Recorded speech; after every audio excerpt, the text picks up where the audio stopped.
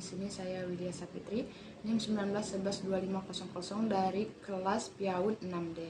Di sini saya akan menjelaskan tentang neurosains dalam pendidikan anak usia dini. Pengertian neurosains. Neurosains secara etimologi adalah ilmu neural science yang mempelajari tentang syaraf, terutama mempelajari neuron atau sel syaraf dengan pendekatan multidisipliner. Secara terminologi, neurosains merupakan bidang ilmu yang memperkhususkan pada studi saintifik terhadap sistem syaraf, sehingga neurosains juga disebut sebagai ilmu yang mempelajari otak dan seluruh fungsi-fungsi syaraf belakang.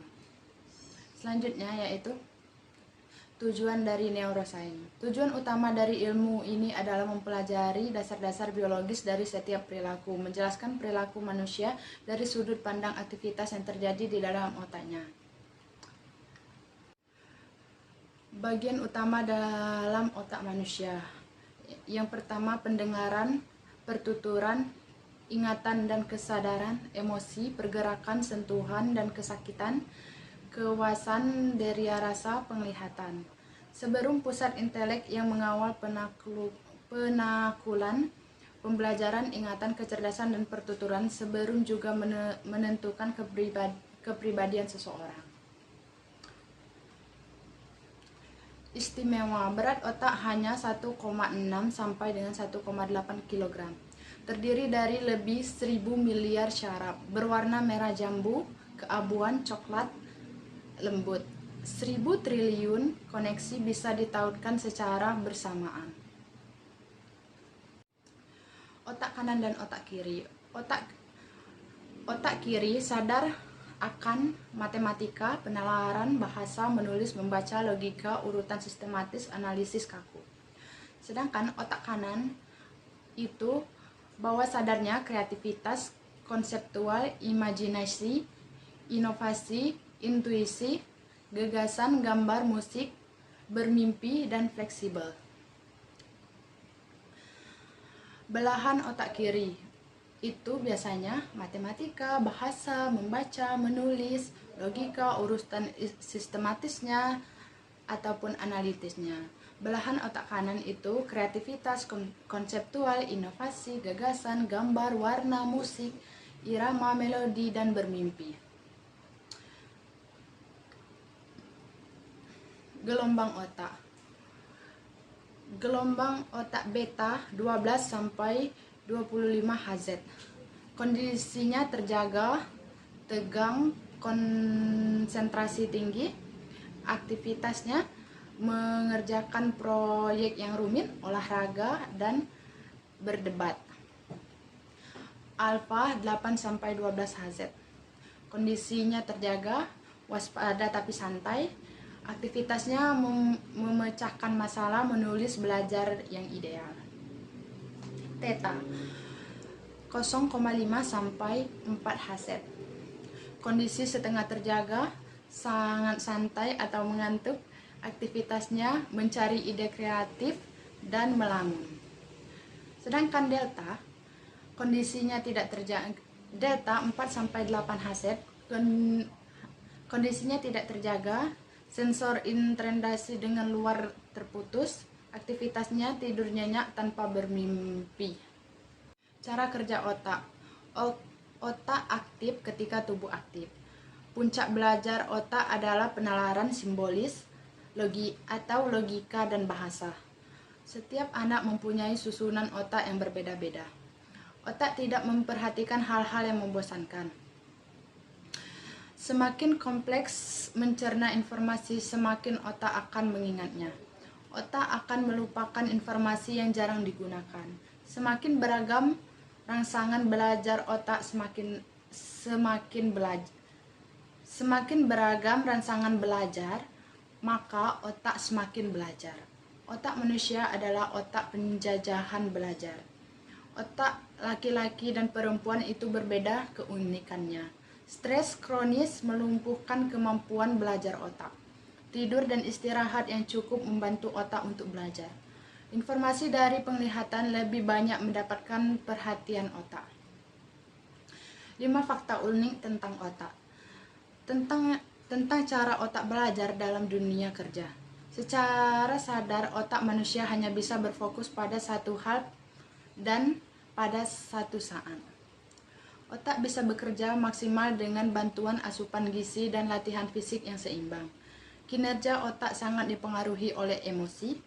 Otak bisa diasah untuk terus berkembang. Setiap otak punya keunikannya masing-masing.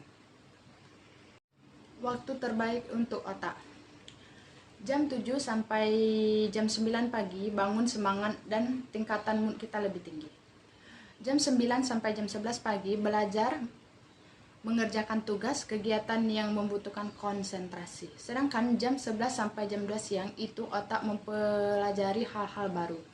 Jam 2 sampai jam 3 siang pekerjaan yang ringan atau rebahan terlebih dahulu. Jam 3 sampai jam 6 sore lanjut menyelesaikan tugas untuk belajar. Jam 6 sampai jam 8 malam boleh lanjut aktivitas atau sebelumnya atau quality time bersama keluarga. Jam 8 sampai jam 10 malam waktunya bersantai, tinggalkan semua pekerjaan atau aktivitas. Jam 10 malam waktunya tidur. Tipe memori. Penyimpanan sensoris, kapasitasnya besar, meliputi informasi sensoris. Retensi citraan yang sangat singkat, dilupakan.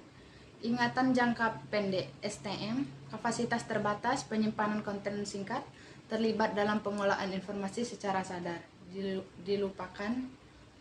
Penyimpanan jangka panjang, LIM, kapasitas tidak terbatas, beberapa ingatan bersifat permanen, informasi diatur dan ditandai, dipindahkan atau digunakan kembali. 4 contoh memori jangka panjang.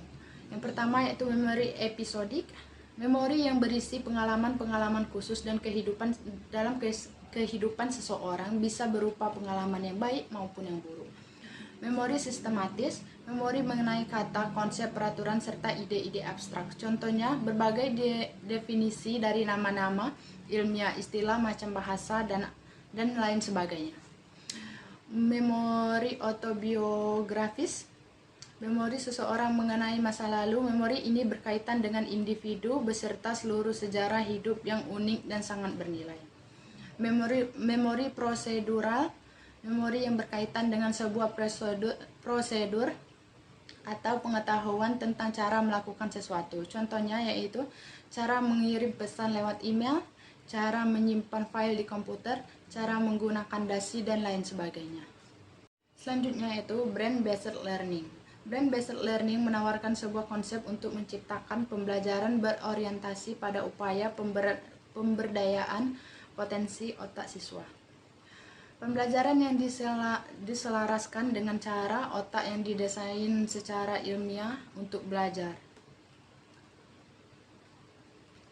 Tahapan brain-based learning yaitu pra-pemaparan, persiapan, inisiasi dan akuisisi, elaborasi, inkubasi, verifikasi dan pengecekan keyakinan, perayaan, dan integrasi. Efek fisiologis dalam pembelajaran. Lakukan latihan peregangan dan pernafasan untuk meningkatkan sirkulasi dan aliran oksigen ke dalam otak. Libatkan penyemangat setiap 20 menit. Pastikan bahwa sebagian aktivitas terencana memiliki komponen yang mengandung gerakan fisik. Memberikan manipulatif. Biarkan siswa memegang, membentuk, dan memanipulatif objek tersebut. Berikan izin siswa untuk bergerak, berdiri, mengubah postur, dan mengatur tingkat energinya sendiri. Fasilitas gerakan dengan tangan setiap hari dengan permainan misalnya dengan permainan tepuk tangan, menari, teka-teki, dan manipulatif. Libatkan para siswa dalam aktivitas yang kooperatif dan kerja kelompok. Berikan kegiatan yang menawarkan tingkat tantangan fisik dan mental yang bervariasi dengan banyak umpan balik. Perkenalkan aktivitas, lokasi pembelajaran, dan berbagai alternatif ide baru. Doronglah munculnya berbagai saran, ide, dan pengalaman yang Selanjutnya yaitu kontribusi sensori. Perhatikan hal-hal berikut untuk memaksimalkan kontribusi sensori. Yang pertama itu opsi pengaturan tempat duduk, alat bantu, manipulatif, musik, pilihan warna, periferal, aroma, tanaman, jenis pencahayaan, pengaturan ruang, lonisasi, objek-objek konkret. Peran emosi dalam pembelajaran. Untuk meningkatkan pembelajaran, untuk membantu menentukan apa yang nyata, apa yang kita percaya dan kita rasakan, untuk membantu membuat keputusan dengan lebih cepat menggunakan penilaian tak sadar, untuk membantu menciptakan kualitas keputusan yang lebih baik dan mengikut sertakan nilai-nilai yang dianut. Tugas guru adalah menstimulasi emosi pembelajaran yang sesuai dan produktif untuk pembelajaran itu.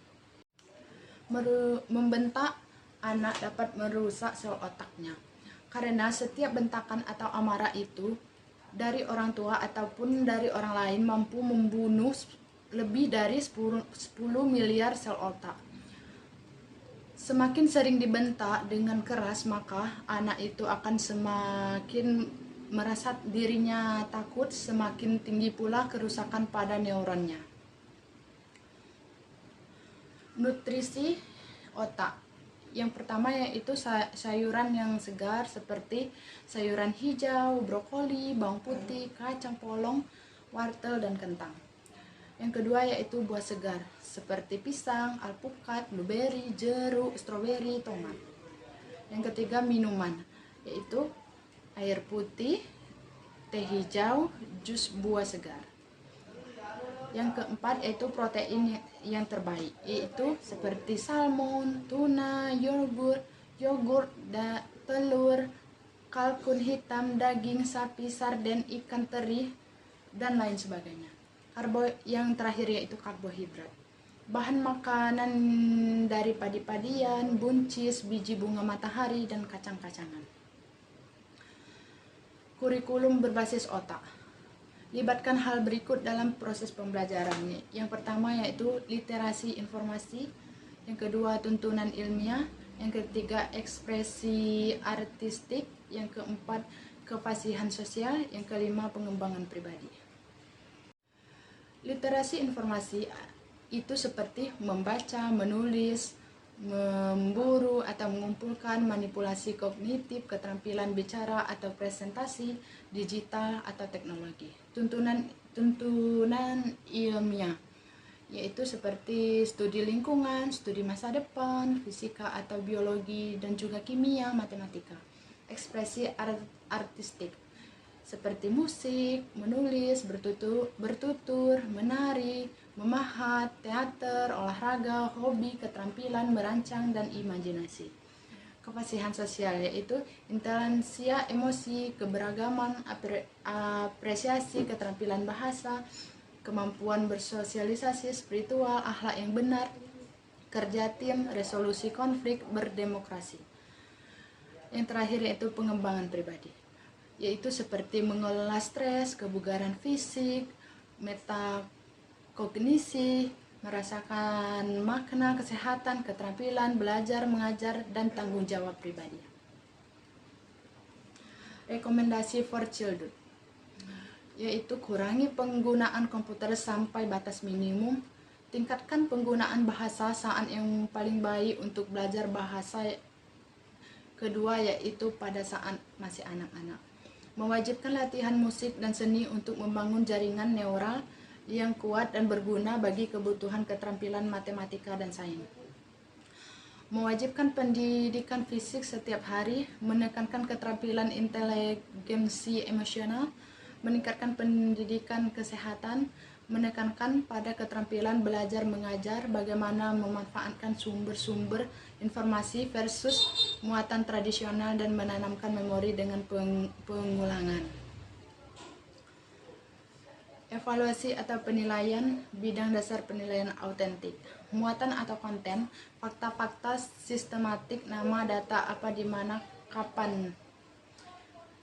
Pemrosesan, model-model mental, kemampuan merangkum, menyintesiskan, menghipotesiskan dan mengaplikasikan pembelajaran, emosi, bagaimana perasaan kita, apa yang kita suka, apa yang bermakna.